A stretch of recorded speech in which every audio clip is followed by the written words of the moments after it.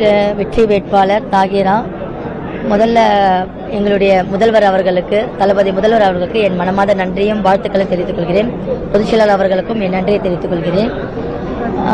எங்களுக்கு அனுபவம், எங்களை பார்த்து உங்களுக்கே தெரியும், இவங்கெல்லாம் கட்டமைப்பு இல்லை, பூத்க்கு ஆள் இல்லை, இவங்களுக்கெல்லாம் அரசியல் என்ன தெரியும் அப்படின்ற சொன்னவங்க முன்னாடியெல்லாம் நாங்கள் இன்றைக்கி ரெக்கார்டு எடுத்துகிட்டு வந்திருக்கிறோன்னா தலைவர் தளபதியோட முகத்தை மட்டும்தான், அவர் மட்டும்தான், அவருக்காக மட்டும்தான் ஒவ்வொரு வீட்டில் விழுந்த ஓட்டும் குடும்பத்தோடு போய் சேர்ந்த ஓட்டு.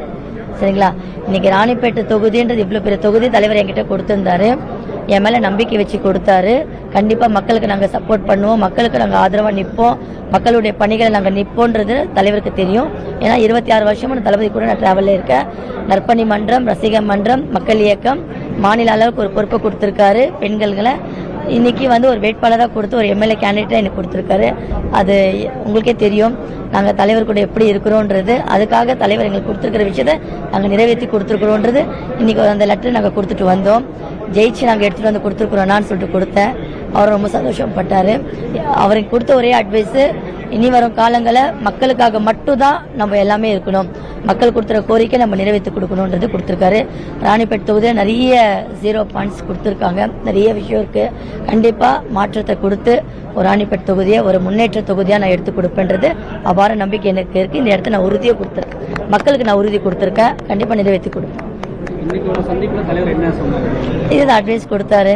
இந்த கொடுத்துருக்க கோரிக்கையெல்லாம் நிறைவேற்றி கொடுக்கணும், நம்மளால் முடியாதுன்றது எதுவுமே இல்லை, முடிச்சு நம்ம கொடுக்கணுன்றது கொடுத்துருக்காரு. மக்கள் சந்திப்பு தான், மக்கள் கேட்டிருக்கிற கோரிக்கை நம்ம கொடுக்கணும். மக்கள் நம்ம மேலே நம்பிக்கை வச்சு ஓட்டு போட்டிருக்காங்க. மக்களோட மக்களாக எப்போவுமே நம்ம நிற்போன்றது உறுதி கொடுத்துருக்கோம்.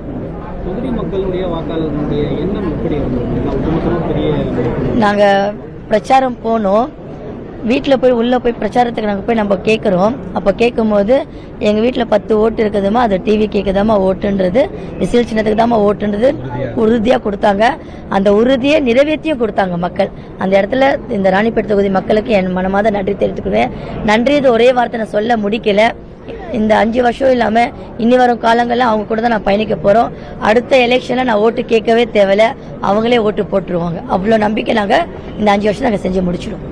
டிவிக்கு வாக்குறுதியில் பெண்களுக்கும் பல முக்கியத்துவம் கொடுத்து தேர்தலுக்கு சொல்லுவாங்க. இதனாலும் இப்போ நீங்கள் ஆட்சி பெண்களுக்கான முக்கியத்துவம் கண்டிப்பாக கொடுப்போம். மாதந்தோறும் 2500 ரூபாய் கொடுக்குறோம். முதல்ல பெண்கள் பாதுகாப்பு முதல்ல நாங்கள் கொடுத்துருவோம்.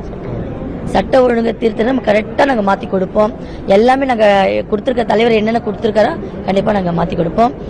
சூரியன் மறைந்தது, ரெட்டையில் உதிர்ந்தது, டிவிக்கு ஸ்ட்ராங்காக நின்று இருக்கு. நன்றி.